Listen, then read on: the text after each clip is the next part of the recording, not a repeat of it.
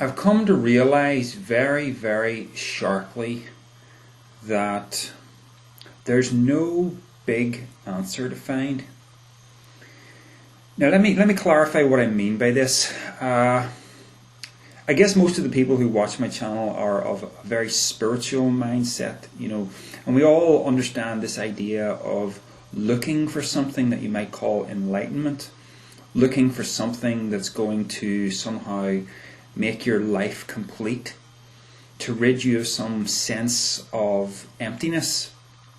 Now, of course, the most familiar version of this story that I know is Christianity, where with its salvation message, where you put your faith in Jesus and He comes into your life, and it's supposed to.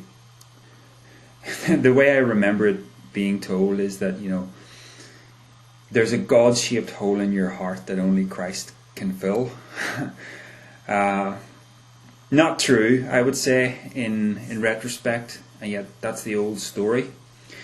This story is not confined to Christianity. You find this everywhere, and you find very subtle forms of it. Eckhart Tolle makes a claim in his book The Power of Now that your ego, or the egoic mind as he calls it, he literally refers to it as insane. And he sees the way the world is and the way people treat each other as insanity.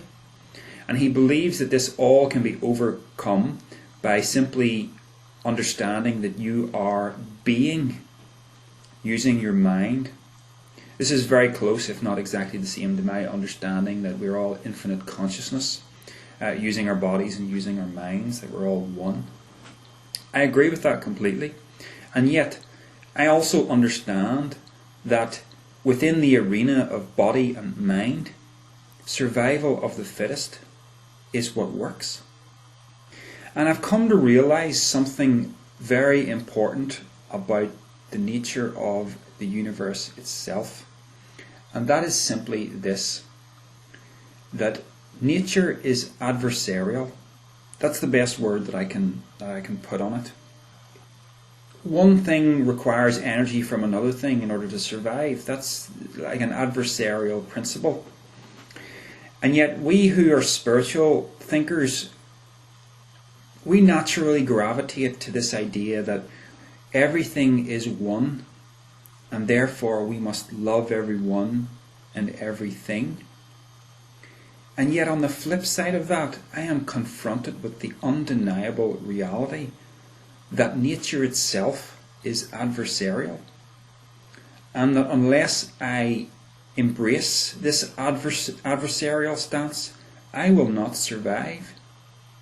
For me to survive, I must take energy from outside of myself, or else this form that I am in, it's not sustainable. It's like we're dealing with a continual energy deficit that we have to replenish from outside of ourselves. And the only things that survive are the things that are good enough at taking from others. We're energy thieves, and we are, and it's undeniable, and we can't survive unless we do that. So the universe is adversarial, and yet underneath all of this, everything is one. So somehow I have to find a way to make those two ways of looking at life work. And when I hear spiritual teachers like Eckhart Tolle talk about this idea that you must be a pacifist, you must love everyone and everything, and never be aggressive, that's what results ultimately in you being swallowed up by those who would be adversarial over you. In other words, what I'm saying is, unless you fight, you get beaten. So this leads me down a very different path than the one that Eckhart Tolle would take. My path says there is absolutely nothing wrong with you just as you are. There's nothing wrong with your ego, with your mind. It is operating just as it is supposed to operate so that you can survive. But Eckhart Tolle, notice what he's doing. He says the ego is insane and it needs basically suppressed so that consciousness or awareness or being can take control of your life. Now, you compare this to the basic Christian message. The Christian message is basically saying there's something drastically wrong with you. And it puts this down to an event, whether literal or figurative, that happened in the long distant past, the account of which is Genesis chapters 1 to 3, the Garden of Eden, where mankind had some kind of fall from grace. And so we're all in some kind of lost state, some state of lack, where we need to be saved from, where we need something to come and take us out of this, to make us fulfilled again, to offer us salvation. It's the same story repackaged. Now, it's true that we do feel this lack of fulfillment. Why is that there? Now, I don't think it has anything to do with the Garden of Eden or anything to do with something that went wrong in the past. There's a very simple explanation for this that occurred to me. The reason why you feel lack, the reason why you feel unfulfilled, is because you're a part of this dualistic universe. Here in this body and mind, you are not experiencing your divinity, your godhood. You're stuck here. That means you're incomplete. That means you possess desires. Now, think about it. If you were completely fulfilled, that means you would not have any desires. And if you didn't have any desires, you would not do anything. You would stand completely still.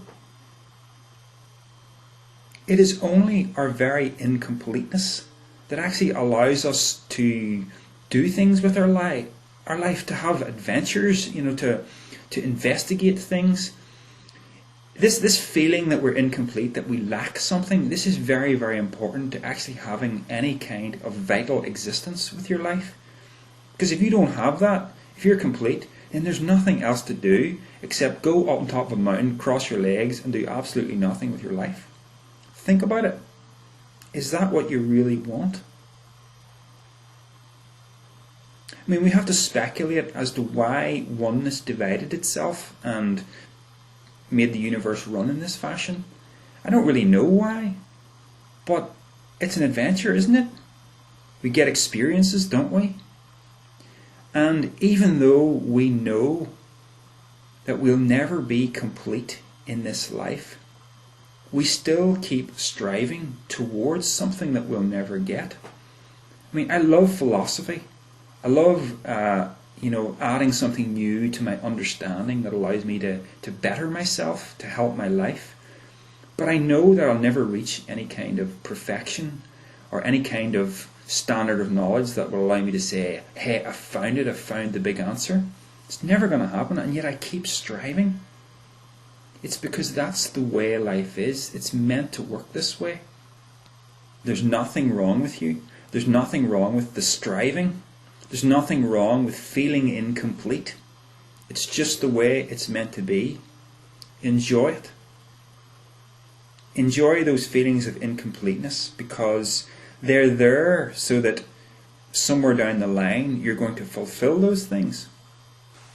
So this is all kind of new to me. I feel like I'm kind of reaching the next part of the journey where I've understood the oneness, I've understood the fact that love is behind everything, and now I'm starting to understand that in the dualistic experience there's a side to it that is cooperative and compassionate, but there's a side to this that is adversarial and cannot be anything other than adversarial.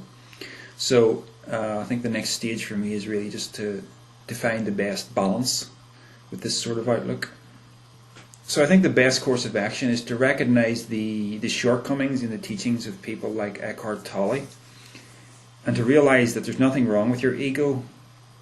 Your ego is doing what it's supposed to do, and it's all well and good to have a healthy, strong ego that will help you survive here.